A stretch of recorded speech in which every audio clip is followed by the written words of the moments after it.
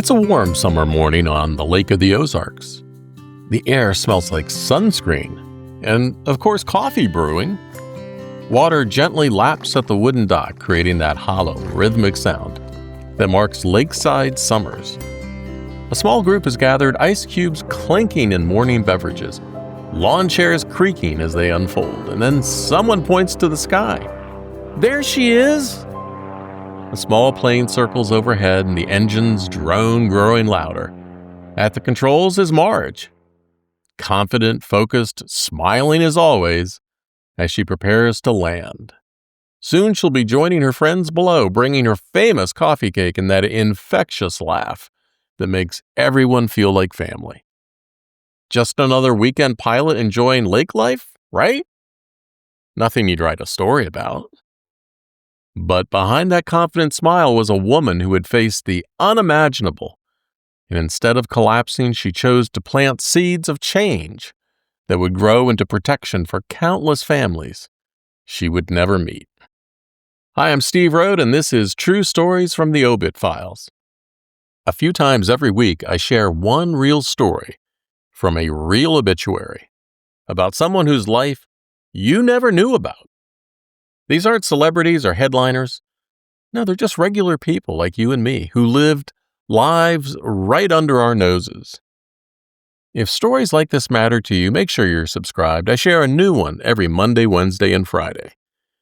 And if you want to help me honor people like Marge, visit Apple Podcasts and leave a 5-star review. It takes only a few seconds, and it helps others discover these stories that deserve to be heard. Marge Charleville was born in Chicotee, Ohio in March of 1940 and passed away in July of 2025 at the age of 85. She moved to St. Louis as a little girl during the 1940s. Her obituary describes her as opinionated and tenacious, qualities that would later fuel both her joyful adventures and her most profound mission. But what struck me the most was how this coffee entrepreneur and devoted Cardinals fan transformed her deepest pain into purpose, creating a legacy that continues to bloom long after she's gone. Picture Marge as a 5-year-old girl in 1945, waiting anxiously beside her twin brother Robert. World War II is finally over, and today she'll meet her father for the very first time. I can imagine her small hand gripping her brother's, both excited and uncertain about the man they'd heard so much about, but they've never met. They don't know him. The scratchy fabric of her best dress against her skin, the weight of the moment hanging in the air. That early experience of waiting and hoping might have planted something in Marge, a resilience that would define her life. Her family grew to include 2 children of her own, James and Kathy. Then in September of 1978, she married Joe Charleville, and together they built a partnership centered around the coffee industry in St. Louis at Chauvin Coffee Company. I mean, can't you just picture them at Chauvin, the rich aroma of fresh beans permeating their clothes, the mechanical whir of grinders, the hiss of steam, and the warm earthiness that clung to their hair. Their car probably smelled perpetually of roasted coffee, and 2 people who understood the art of blending flavors and relationships. Together, they created a life full of adventure. Joe taught her to fly an airplane, and she became confident enough to pilot the plane by herself. The thrill of takeoff, the stomach-dropping sensation of a turn, and the panoramic view of Missouri spread out below her like a patchwork quilt. They entertained countless friends at their Lake of the Ozarks property, where Marge water-skied and created ripples of joy that spread across decades. And everywhere she lived, literally everywhere, she planted gardens. Not just a few flowers, but vibrant bursts of color and fragrance.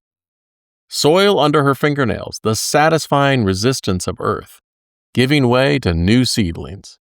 The patient work of tending and nurturing, as if she couldn't help but leave places more beautiful than she found them. But in 1980, the unthinkable happened. Marge's daughter, Kathy, described simply in her obituary as lovely and talented, was killed by a drunk driver. In that moment of unspeakable loss, when many would collapse inward, Marge had a choice that no parent should ever have to make. Here's what you couldn't see from the outside. The woman who planted flowers everywhere she went now channeled that same nurturing energy into planting something far more enduring. Marge founded the St. Louis chapter of RID, Remove Intoxicated Drivers. She didn't just mourn, she mobilized. With the same hands that tended gardens and flew planes, she began crafting legislation that would create barriers on interstates. The fluorescent glare of government meeting rooms, the shuffle of papers, the tense silence of courtrooms as she spoke. She developed systems to hold judges accountable for their rulings on drunk driving cases. She cultivated a movement that would spare other parents from experiencing what she had endured. Her obituary notes it was because of Joe that Marge was able to enjoy life and find purpose after such devastating loss. I can picture them at their kitchen table late at night, lamplight casting soft shadows, coffee mugs half empty, Joe's hand tenderly over hers as they drafted another letter to a legislator or prepared testimony for a court hearing. The scratching of pen on paper, the occasional sigh, the gentle encouragement between two people united in purpose. The same partnership that built their coffee business now channeled its energy into building safer roads. Imagine being one of Marge's customers at Chauvin Coffee.